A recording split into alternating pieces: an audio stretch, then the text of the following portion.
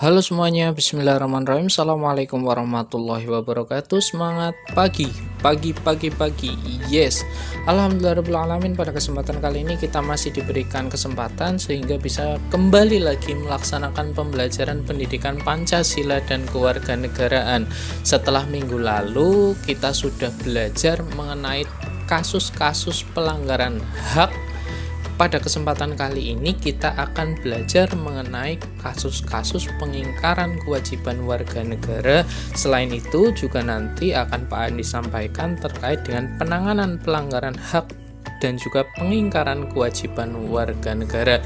Sebelum memulai pembelajaran, silakan disiapkan terlebih dahulu buku tulis, buku cetak PPKN, kemudian alat tulis, catat atau garis bawahi sesuatu yang menurut kalian penting, dan jangan sungkan apabila nanti ada yang perlu ditanyakan atau kurang jelas bisa langsung tanyakan melalui WA pribadi atau melalui grup kelas kepada Pak Andi.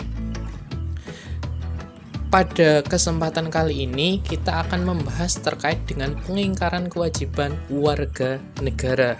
Pada kenyataannya saat ini banyak sekali terjadi pengingkaran terhadap kewajiban-kewajiban warga negara. Dengan kata lain, warga negara banyak yang tidak melaksanakan kewajibannya sebagaimana yang telah ditetapkan oleh undang-undang. Padahal nih, pengingkaran kewajiban ini biasanya disebabkan oleh tingginya sikap egoisme yang dimiliki oleh setiap warga negara, sehingga yang akan terjadi atau yang ada di pikirannya itu hanya sebatas bagaimana cara mendapatkan haknya, sedangkan kewajibannya itu terabaikan. Nah, apa saja sih kasus-kasus sederhana yang akan saya sampaikan terkait dengan pengingkaran kewajiban warga negara? Lah, yang pertama nih, sudah ada kata-kata di situ dilarang buang sampah di sini. Namun masih ada saja warga yang membuang sampah tidak pada tempatnya. Membuang sampah sembarangan atau membuang sampah tidak pada tempatnya merupakan salah satu kasus pengingkaran kewajiban warga negara yang paling sederhana dan paling sering kita jumpai di lingkungan kita. Semoga kalian tidak termasuk ya di dalam salah satu orang yang membuang sampah sembarangan. Kemudian contoh yang kedua. Nah, ini kira-kira kalau kalian perhatikan di situ ada gambar polisi, ada gambar anak-anak sekolah seusia kalian lah, pakai motor boncengan 3 tidak pakai helm. Kira-kira pengingkaran kewajibannya apa? Melanggar aturan lalu lintas, tidak menggunakan helm, kemudian tidak membawa surat-surat kendaraan, kemudian mungkin belum waktunya, belum usianya sudah membawa motor sehingga tidak mempunyai surat izin mengemudi. Nah, kalau kalian, saya yakin seluruh anak kelas 12 sudah memiliki SIM ya. Mungkin ada beberapa yang belum, tapi kalau sudah waktunya, sudah usianya, saya sarankan untuk segera mengurus surat-surat tersebut.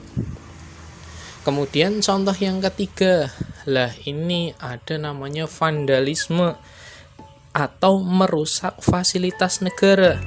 Kalau di situ saya contohkan vandalisme, yaitu mencoret-coret bangunan milik umum sehingga merusak pandangan mata yang harusnya dipandang bagus tetapi malah dicoret-coret tidak karuan. Oke lah, kalau misalkan gambarnya bagus, ditempatkan di tempat yang selayaknya, mungkin itu bisa contohnya membuat mural, graffiti dan lain-lain. Tetapi kalau aksi vandalisme seperti pada gambar itu tidak dibenarkan untuk terjadi. Kemudian contoh yang berikutnya adalah tidak membayar pajak kepada negara. Macam-macam pajak itu ada banyak ya.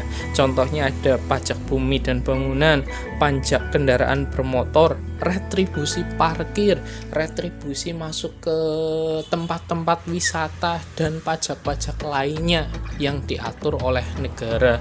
Itu beberapa hal atau beberapa kasus pengingkaran kewajiban warga negara. Pak Andi minta kalian tidak mengikuti kasus-kasus tersebut dan jadilah orang-orang yang menaati peraturan dan juga menjadi warga negara yang baik. Nah, kemudian pembahasan yang kedua, kita masuk ke penanganan pelanggaran hak dan juga pengingkaran kewajiban warga negara. Untuk pembahasan kali ini ada beberapa hal, ada beberapa cara upaya pencegahan, karena ada pepatah mengatakan lebih baik mencegah daripada mengobati. Lah, kalau Pak Andi simpulkan di sini ada beberapa cara pencegahan dalam penanganan pelanggaran hak dan juga pengingkaran kewajiban. Yang pertama adalah jelas penegakan supremasi hukum dan juga demokrasi.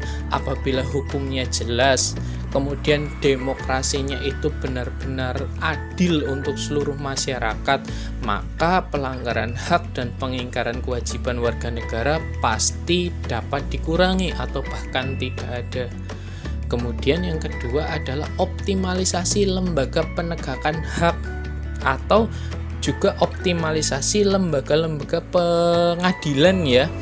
Contohnya di sini misalkan kalau optimalisasi KPK untuk penanganan kasus-kasus korupsi, optimalisasi Komnas HAM apabila ada terjadi pelanggaran HAM bisa terselesaikan dengan cepat dan benar-benar terselesaikan, tidak seperti HAM-HAM yang pernah kita bahas kelas 11 seperti kasus HAM Munir, terus kemudian ada kasus Tanjung Priok dan lain-lain, sampai sekarang kan belum selesai.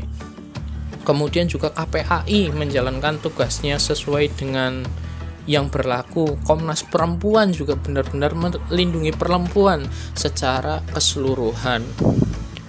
Kemudian yang ketiga adalah peningkatan kualitas pelayanan publik. Saya yakinlah apabila pelayanan publik kita baik, ngurus apa-apa mudah, kemudian ngurus apa-apa cepat, yang namanya pelanggaran hak dan juga pengingkaran kewajiban warga negara itu tidak ada.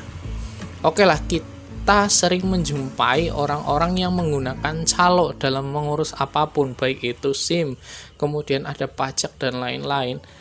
Itu disebabkan karena apa? Karena kualitas pelayanan publik yang mohon maaf belum maksimal.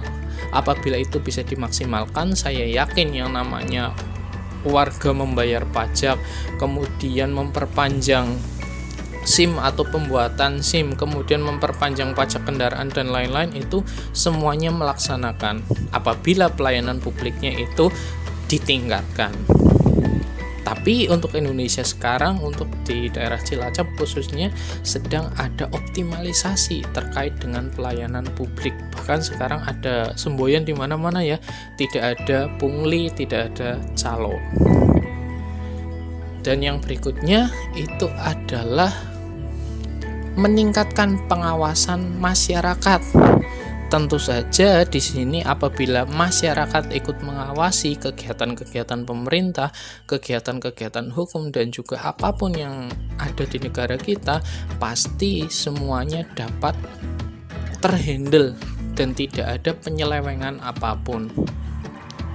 Yang berikutnya adalah meningkatkan kesadaran untuk bernegara. Kalau semua warga negara itu sadar bahwa bernegara itu yang baik seperti apa, pasti yang namanya pelanggaran hak dan pengingkaran kewajiban itu tidak terjadi di Indonesia. Kemudian yang berikutnya adalah meningkatkan profesionalisme lembaga pertahanan dan juga keamanan, terutama di sini TNI dan juga Polri sebagai alat pertahanan dan juga alat keamanan negara. Dan yang terakhir adalah meningkatkan kerjasama antar masyarakat. Kita sadar dan kita yakini bahwa Indonesia merupakan negara yang multikultural, sehingga apabila terjadi kerjasama yang erat antara suku, agama, kebudayaan, dan lain-lain, maka tidak akan terjadi pelanggaran hak dan juga pengingkaran kewajiban. Dan yang tidak kalah penting di sini, kepolisian juga melakukan penanganan terhadap kasus-kasus yang berkaitan dengan pelanggaran hak warga negara. Contohnya misalkan seperti ada pembunuhan, perampokan, penganiayaan, dan lain-lain. Sehingga apabila polisi melakukan tugasnya dengan baik, akan timbul rasa aman dan tidak ada tindakan kriminal lainnya. Kemudian untuk TNI juga di sini melakukan penanganan terhadap kasus-kasus yang berkaitan dengan gerakan separatisme, ancaman keamanan dari luar negeri dan lain sebagainya. Kalau sekarang yang sedang ditangani oleh TNI adalah pemberontakan yang sedang terjadi di Papua. Yang ketiga, KPK misalkan melakukan penanganan terhadap kasus-kasus korupsi dan penyalahgunaan keuangan negara, tidak pandang pilih dan benar-benar menjatuhkan hukuman yang sesuai kepada para koruptor. Dan lembaga peradilan melakukan peranannya untuk menjatuhkan vonis atas kasus pelanggaran hak dan juga pengingkaran kewajiban warga negara. Tidak seperti yang kemarin ada di berita ya, ada diskon besar-besaran kepada para tersangka kasus korupsi. Itu sebetulnya tidak dibenarkan. Nah, untuk penugasan ya, tapi sebelum ke penugasan, untuk minggu depan kita melaksanakan ulangan harian bab yang pertama. Disiapkan semuanya dan semoga mendapatkan hasil yang maksimal. Untuk penugasan nomor 1, sebutkan 3 contoh pengingkaran kewajiban selain yang saya sebutkan tadi ya, 3 saja. Kemudian yang kedua, sebutkan 3 upaya pencegahan kasus pelanggaran hak dan juga pengingkaran kewajiban warga negara. Dan yang nomor 3, sebutkan 3 perilaku yang kamu tampilkan sebagai bentuk dukungan upaya pencegahan kasus pelanggaran hak dan pengingkaran kewajiban warga negara. Bisa perilakumu di rumah, di sekolah, atau di masyarakat, saya bebaskan. Baik, itu saja pertemuan pada kesempatan kali ini. Tetap jaga kesehatan dan jaga kondisi, tetap semangat untuk belajar. Billahi taufik wal hidayah. Wassalamualaikum warahmatullahi wabarakatuh.